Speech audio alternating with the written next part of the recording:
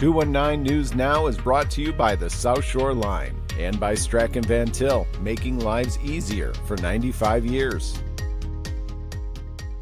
I'm Andrew Garcia, and this is your 219 News Now. U.S. Steel is moving forward with about $550 million in upgrades at its Gary Works mill, part of a broader plan to invest more than $3.1 billion in the facility over the next few years. The company's board approved a relining of blast furnace number 14, a major internal rebuild now budgeted at $350 million after an initial estimate of $300 million, which is expected to employ hundreds of skilled tradespeople. Local officials and industry observers say the ongoing and planned investments underscore the Gary area's industrial resilience and the mill's significance to the regional economy. Craft House, a beer bar and grill at 711 Plaza Drive off Indiana 49, is closing after more than a decade, according to a social media post by owners Dan and Michelle Barnett. In the post, they said the venue has been more than a restaurant, a gathering space, and expressed gratitude to guests who supported the small business.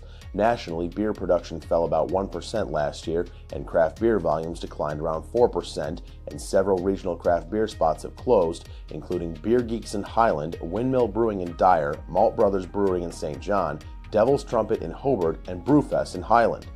The Challenger Learning Center of Northwest Indiana aims to raise $1 million to relocate from Purdue Northwest to a new Hammond facility before its lease ends in 2026, with Executive Director Lara Bates expressing optimism about meeting the goal.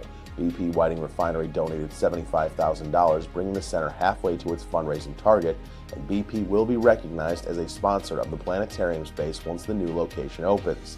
The move would yield a facility 4 times larger and support STEM programming in East Chicago, Hammond, and Whiting. The center has also served more than 330,000 students since 1999 through space missions, camps, and other programs.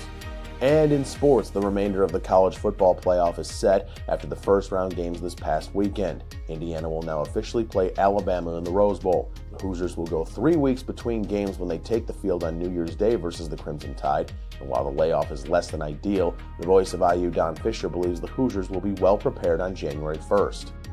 This is a business trip. We're not going out there to have a lot of fun in regard to partying and those kinds of things. We're going out there on a business trip. The biggest issue for me is that Indiana hasn't played in 3.5 weeks when they played this ball game, because that's a little bit of rust.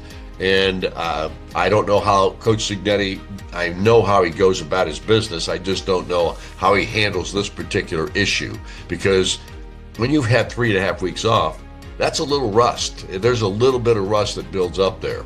So from my perspective, I think that'll be the most interesting thing we see, especially at the outset of this ball game. But I don't have any doubt that Kurt will have these kids ready to play and have them ready in the right way.